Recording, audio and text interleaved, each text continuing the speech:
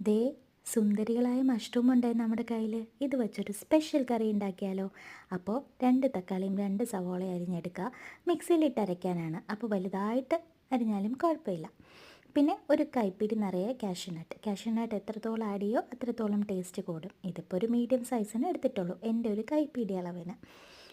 അപ്പോൾ കാഷ്യൂനട്ട് എടുത്ത് വെച്ചിട്ടുണ്ട്. മഷ്റൂം കഴുകി വെള്ളത്തിലിട്ട് ഉപ്പും മഞ്ഞൾപ്പൊടി ഇട്ട് കുറച്ച് നേരം വെച്ച ശേഷം അതിനെടുത്തു കുനുകുന അരിഞ്ഞെടുത്തു. തക്കാളിയും ഉള്ളിയും അരച്ച പേസ്റ്റ് എണ്ണ ഒഴിച്ച് നന്നായിട്ട് വഴറ്റിയെടുത്തു. അതിലേക്ക് കാഷ്യൂനട്ട് പേസ്റ്റും മുളക് പൊടിയും മല്ലിപ്പൊടിയും ഉപ്പും ഇത്രയും ഇട്ടു. ഇളക്കി ദേ ഈ പരുവമായപ്പോൾ നന്നായിട്ടൊന്ന് വഴറ്റി കൊടുത്തു. കുറച്ച് നെയ്യ് ഒഴിച്ച് മഷ്റൂമും കൂടെ ആഡ് ചെയ്തു. എന്നിട്ട് അടച്ചു വെച്ചു 10 മിനിറ്റ്. ഈ നിറമാകുന്നത് വരെ അതിന് നന്നായി വഴറ്റിയെടുത്തു. കുരുമുളകും കൂടി ആഡ് ചെയ്തപ്പോൾ അട്ടിപ്പൊളിയായി.